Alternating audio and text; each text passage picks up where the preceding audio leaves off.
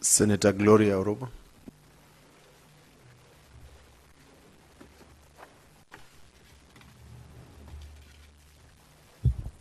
Thank you, Mr. Speaker. I rise to support this motion on the two-third gender rule and this report that was tabled. Mr. Speaker, I am a beneficiary of the affirmative action, Mr. Speaker.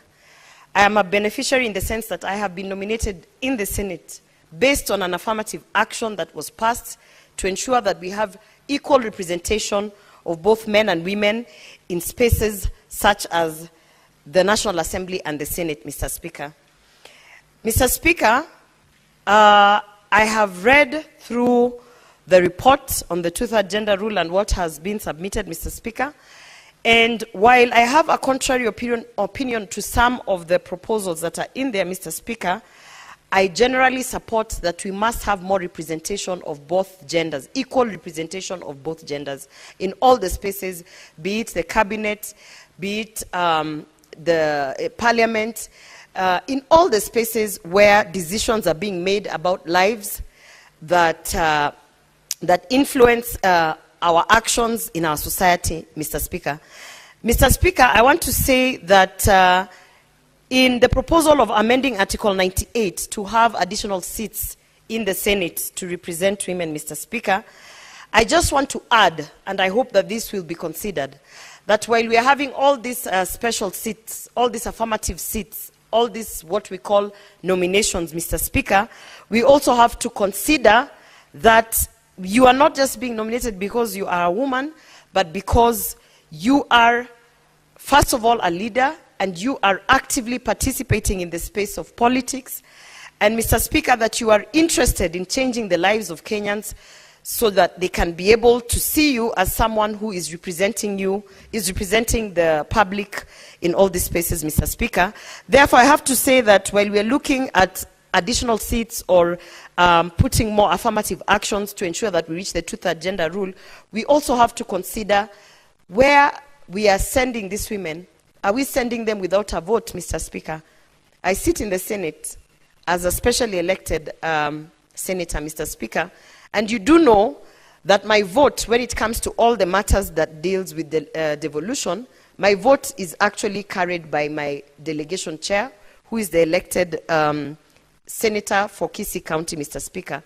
So there are times where I sit in the House, I can represent women in this House by adding my voice, by debating. But when it comes down to the power of the vote, Mr. Speaker, the fact that specially elected senators who are here to represent either the gender or working groups or whatever, they don't have a vote, Mr. Speaker. And that is something that we have to consider so that we are not just having specially elected senators who have no power to influence decisions where it matters, Mr. Speaker. Mr. Speaker, I know that there has been a discussion on whether or not we need women in leadership, Mr. Speaker, and it's very unfortunate considering what has happened recently, considering the fact that we have lost the G7 member into a G6 member, Mr. Speaker, on the impeachment of Governor Kawira Mwangaza, Mr. Speaker. It is important that we understand that as we are making the strides in terms of gender representation, in terms of women empowerment, Mr. Speaker, there are a lot of things that need to be dealt with in these spaces, Mr. Speaker. One of them being looking into policies of how we approach matters from a gender lens, Mr. Speaker. We have to understand that it is not just about nominating or pushing women into the spaces of politics, but ensuring that we are able to be mentored, we are able to be guided, and we are also able to actually positively impact this politics or governance, and also to sustain those seats, Mr. Speaker. It's very sad to have watched the several impeachment motions of Governor Kawira and actually participate in them, some of them that were in plenary, Mr. Speaker. And the matters that came up in all those impeachment motions that were tabled, you could see what was lacking was that there was no gender lens in terms of even the submissions of the impeachment, Mr. Speaker. I don't want to stand in this upper house, this very prestigious house, to say that most of the things that are happening are because of patriarchy. But Mr. Speaker, allow me to say that our culture, the Kenyan culture, the African culture, we have literally inculcated a very patriarchal tradition, and in the ways that we live, in the ways that we communicate, in the ways that we are conducting business, Mr. Speaker, you can tell that we still have a long way to go, Mr. Speaker. I speak this in the background of what is happening in New York, Mr. Speaker. We have seen that at the Commission on the Status of Women, the agenda that is being pushed, Mr. Speaker, we keep talking about it, women empowerment, we keep talking about representation of women. But Mr. Speaker, in line with the International Women's Day, which is accelerate action, Mr. Speaker, we have to start actioning the things, the policies, the talks, the proposals that we are tabling. We have to start being intentional in terms of, do we really want to have women in these spaces of representation? Because if we do, Mr. Speaker, I want to say that we have to be intentional starting from this country, Mr. Speaker. I have just seen that we have had many changes in the executive, Mr. Speaker. There has been a memo that has been circulated in terms of change in office, permanent secretaries and ambassadors and all those changes that have happened, Mr. Speaker. And I was really holding my breath to see that, hoping that we as the women of Kenya had actually been given a minister for gender, Mr. Speaker. It has not happened yet. And that's why I want to say that we have to be intentional, because at the background of everything that is happening, we also have to hold ourselves accountable, Mr. Speaker. I am specially elected under my party, which I remain loyal to, the United Democratic Alliance. I am definitely pushing the agenda of the Kenya Kwanza Women Charter, which I was leading in drafting and presenting, a charter that our president put his signature on and promised the women of Kenya that he was going to do certain things, that he was going to ensure that the women of Kenya will feel represented, that the women of Kenya will feel as if and even feel the impact of this government in terms of certain matters that really just touch on our lives as women in this country, Mr. Speaker. I cannot belabor the point on what has been happening on the front of femicide and all the gender-based violence reports and those that have not even been reported, Mr. Speaker. We have lost so many women when it comes to gender-based violence, Mr. Speaker. We have spoken about the things that we need to do. We have given reports and recommendations, Mr. Speaker. In this house, the upper house, we have brought statements.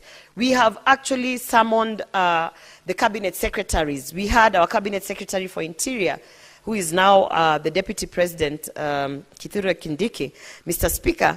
We have even had pronunciations being made by the President, Mr. Speaker. But I want to ask a question, Mr. Speaker. Are we really intentional as a country? Are we really intentional in terms of ending GBV, all forms of GBV, be it the violence that is meted during the intimate partner violence situations, be it the female genital mutilation, Mr. Speaker, all forms of violence, online cyberbullying, Mr. Speaker, that is meted on women. Are we actually intentional? What have we done as a government that actually signed a women's charter and promised women to stand and make sure that the women of Kenya are represented, Mr. Speaker? So even as I support this motion, this report under NADCO, even as I say that I really look forward to seeing this being, executed, Mr. Speaker, I remain hopeful, but I also am very cautious that we are not just going to end up as a talk shop, Mr. Speaker. One of the things that I always tell the president, who happens to be my party leader as well, is that, yes, we are stubborn, Mr. Speaker. I am stubborn, Mr. Speaker. I speak up, I appear to be very arrogant, and I appear to be very adamant on certain issues, Mr. Speaker. But it's because I understand the promises that we put on paper and promise the women of Kenya.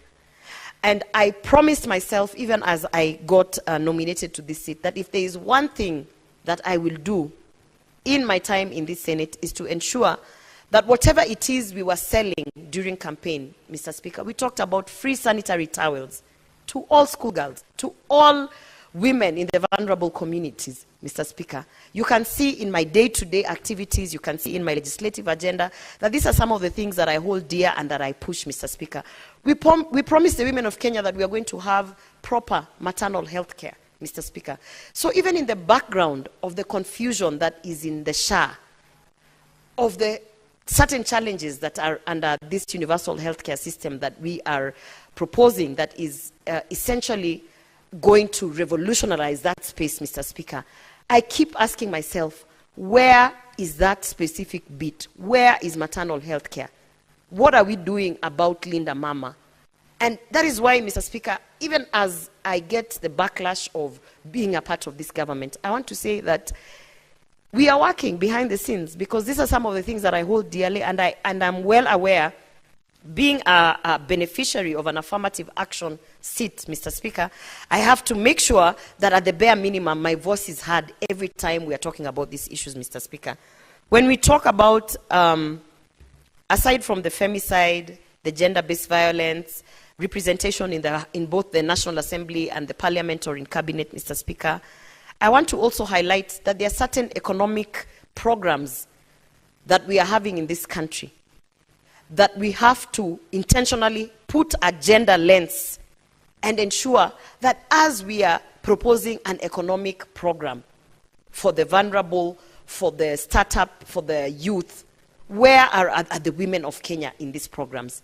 Mr. Speaker, one of the programs that has been very, very successful in the Kenya Kwanza government is the fertilizer program, Mr. Speaker. We have seen that it has yielded a lot of positive results in terms of even the harvests that we have had, the coffee production, the tea production, Mr. Speaker.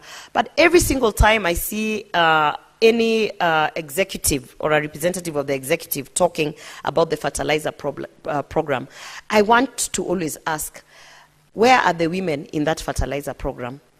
How are we ensuring that in the politics of the local distribution of fertilizer, the women who are farmers, who are also hardworking Kenyans, how are they also benefiting from this program? When we talk about the program of the Hustler Fund, I'm always keen to look at the stats, the data of how women are faring, how they are borrowing, if they are paying back, is it beneficial in their businesses, Mr. Speaker?